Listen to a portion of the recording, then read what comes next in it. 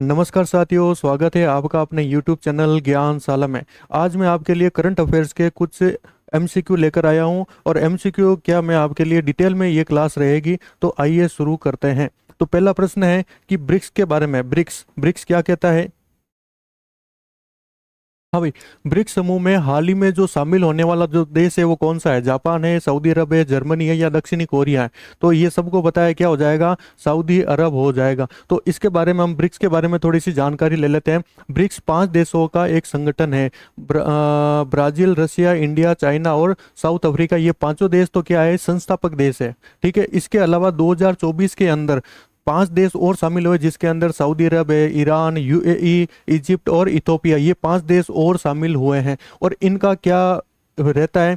तो सबसे पहले बात कर लेते हैं। ब्रिक्स की जो स्थापना है वो 2009 के अंदर हुई थी और पहली जो बैठक है वो हुई थी 16 जून 2009 के अंदर रूस के अंदर हुई थी।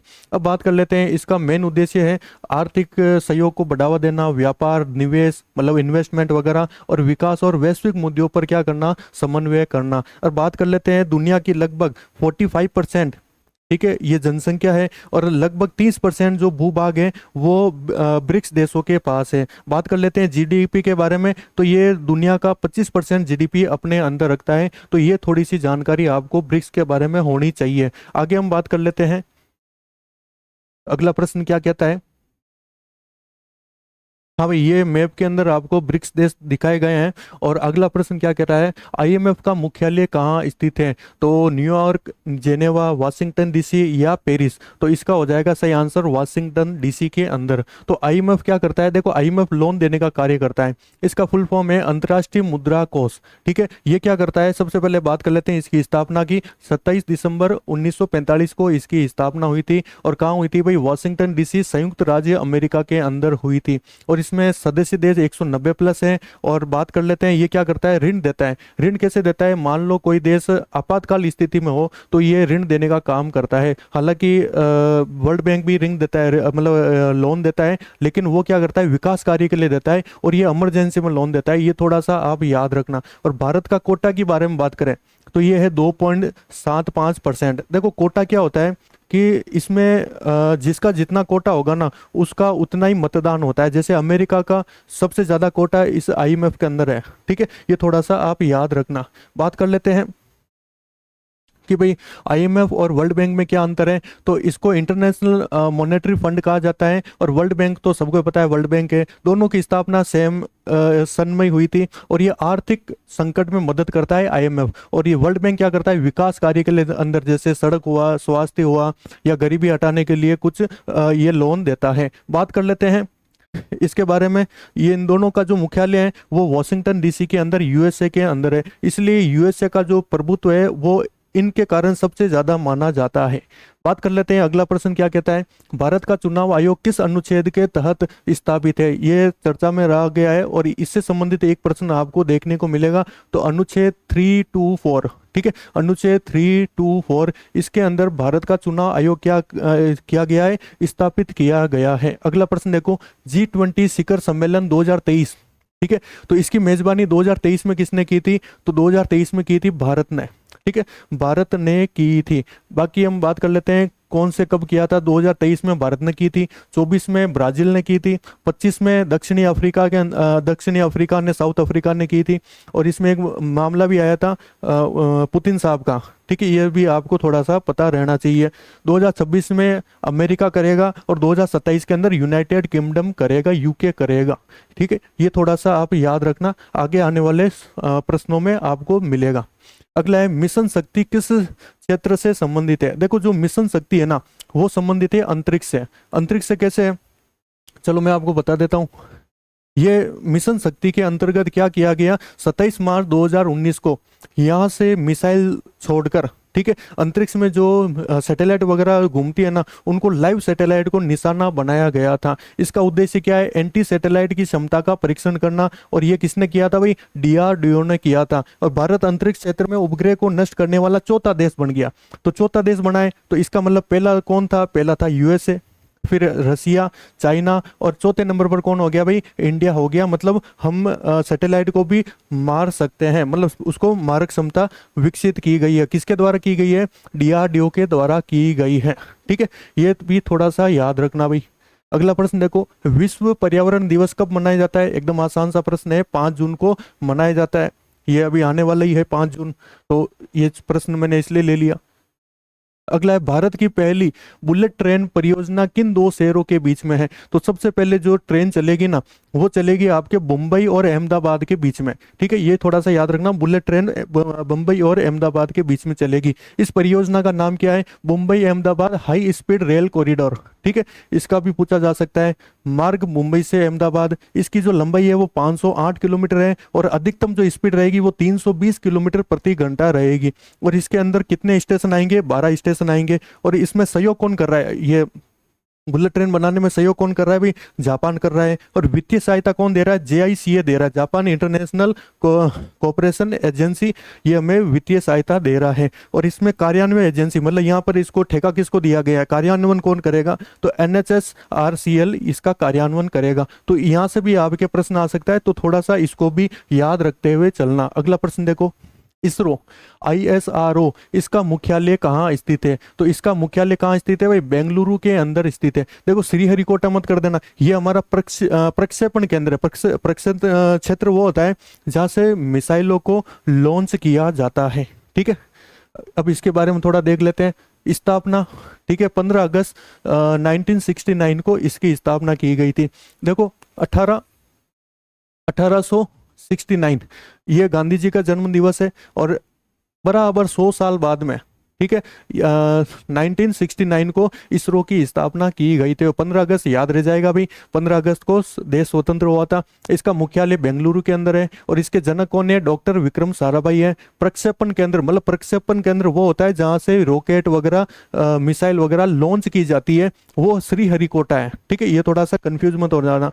अगला है चंद्रयान 3। देखो चंद्रयान, मंगलयान और सूर्य मिशन, ये थोड़ा सा याद रखना। चंद्रयान जो 3 है ना, उसका लैंडिंग स्थल है, उसको शिव शक्ति पॉइंट कहा गया। मतलब ये चंद्रमा है ना, उसके जो साउथ वाला जो भाग है, ठीक है, यहाँ पर भारत ने क्या किया था? चंद्रयान 3 को भेजा था।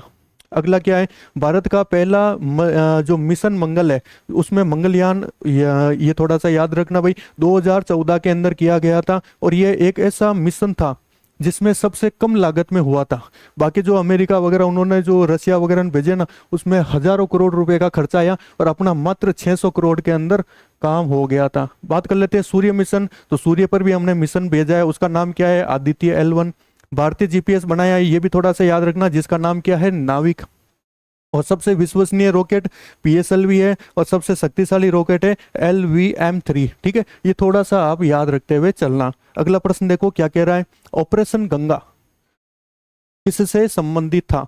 तो ऑपरेशन गंगा है ना, वो संबंधित था यूक्रेन से भारतीयों को वापस लाना। ठीक है, यूक्रेन से भारतीयों को क्या करना? वापस लाना। देखो यूक्रेन के अंदर जो भारतीय फंसे हुए थे ना, तो इसके द्वारा भारत सरकार द्वारा एक अभियान चलाया गया था। इसमें क्या किया गया था?